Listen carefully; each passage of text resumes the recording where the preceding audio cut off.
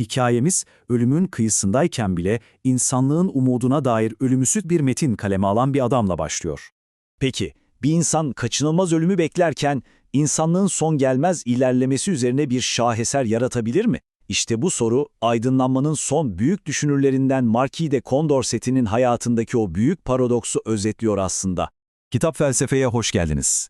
Condorcet'in dünyasına dalmadan önce, eğer siz de bizim gibi fikirler tarihinin derinliklerinde gezinmeyi seviyorsanız, kanalımıza abone olarak bu düşünce yolculuğuna katılabilirsiniz. Şimdi Condorcet ve kendilerine İnsanlık Partisi diyen müttefikleri için akıl ne anlama geliyordu, ona bakalım. Onlar için akıl öyle soyut bir felsefi kavram falan değildi. Hayır, tam tersine cehalete ve her türlü ön yargıya karşı kullandıkları en keskin silahtı. Görev tanımları çok netti. Popüler yanlışları ve kökleşmiş ön yargıları bulup yok etmek. Okulda mı, hükümette mi, kurumlarda mı, nerede saklanıyorsa saklansın, onu bulup avlamak ve yerine hakikatin ışığını koymak. Savaş naraları da belliydi. Akıl, hoşgörü ve insanlık. Condorcet'in aklında devrimci bir fikir vardı. Diyordu ki, nasıl gökyüzündeki yıldızların hareketini matematikle açıklayabiliyorsak, insan toplumunu da aynı şekilde matematiğin o sarsılmaz mantığıyla anlayabiliriz. Ona göre ahlaki ve siyasi bilimler de pekala fizik gibi kesin bilimler olabilirdi. İşte bu, o zamanlar için oldukça radikal olan inanç, onu kendi alanını yaratmaya itti. Sosyal matematik. Yani ne yapmaya çalışıyordu? Aslında olasılıklar hesabını alıp siyasi ve ahlaki sorunlara uygulayarak daha rasyonel, daha adil bir toplum yaratmanın formülünü bulmaya çalışıyordu. Ama Condorcet'in bu akılcılığı fil dişi kulelerde kalmış teorik bir oyun değildi. O bu fikirleri alıp yaşadığı dönemin en can yakıcı adaletsizliklerine karşı bir silah olarak kullandı. Düşünün, öyle bir dönemdeyiz ki kadınların rolü evle sınırlı, vatandaşlık sadece erkeklere ait bir hak ve kölelik de ekonominin maalesef kabul görmüş bir gerçeği. İşte Condorcet tam da bu ortamda zamanının çok ötesinde bir ses olarak yükseldi. Kadınların tam vatandaşlık haklarına sahip olması gerektiğini savundu ve köleliğin kaldırılmasının ahlaki bir zorunluluk olduğunu haykırdı. Condorcet için Fransız devrimi aklın mutlak zaferiydi. Yıllardır savunduğu her şeyin gerçekleştiğini görüyordu ama ne yazık ki tarih ironilerle dolu. Çok geçmeden o devrim kendi en büyük savunucularından birine yani Condorcet'e sırtını dönecekti. Her şey çok hızlı oldu aslında. 1792'de Yasama Meclisi'ne seçildiğinde yeni cumhuriyetin en parlak beyinlerinden biriydi. Ama sadece bir yıl sonra 1793'te onun akılcı ve ılımlı vizyonu devrimin radikal kanadı Jacobenlerle fena halde çatıştı.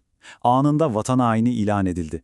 9 ay boyunca saklandıktan sonra Mart 1794'te de yakalandı.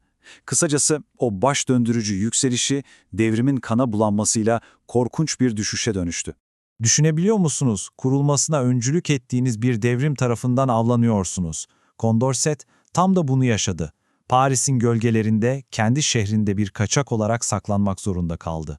Fakat işte tam da bu en karanlık, en umutsuz anında Condorcet, insanlık tarihinin en aydınlık metinlerinden birini kaleme alacaktı. Saklandığı o küçük odada her an giyotine gönderilme tehlikesi altındayken oturup bir umutsuzluk manifestosu yazmadı.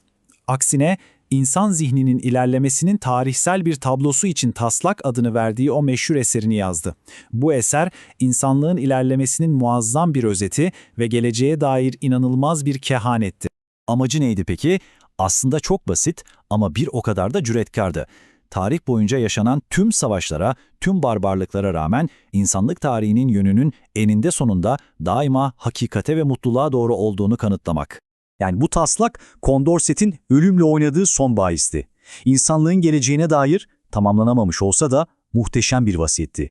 Peki ne öngörüyordu bu eserde? 3 büyük adım. Birincisi, diyordu ki uluslar arasındaki ve bir ulusun kendi içindeki sınıflar arasındaki eşitsizlikler eninde sonunda yok olacak. İkincisi, bilim, sanat ve ahlak sürekli olarak mükemmelleşecek ve üçüncüsü belki de en iddialısı, insan türü biyolojik olarak bile mükemmelleşecek, hatta ortalama insan ömrü süresiz olarak uzayacak. Ama bu umut dolu satırları yazarken bile zamanı daralıyordu. 27 Mart 1794'te artık saklandığı yerden çıkmak zorunda kaldı ve çıkar çıkmaz da yakalandı. Sadece 2 gün sonra hapishane hücresinde ölü bulundu. Ölümünün sebebi bugün bile bir sır ve o görkemli gelecek vizyonu adı gibi bitmemiş bir taslak olarak kaldı. Bu hikaye bizi şu can alıcı soruyla baş başa bırakıyor. Condorcet'in ilerlemeye duyduğu bu sarsılmaz inanç sadece geçmiş bir çağın tatlı bir hayali mi? Yoksa bizim kendi çalkantılı karmaşık zamanlarımızda yolumuzu bulmak için muhtaç olduğumuz o temel umudun ta kendisi mi?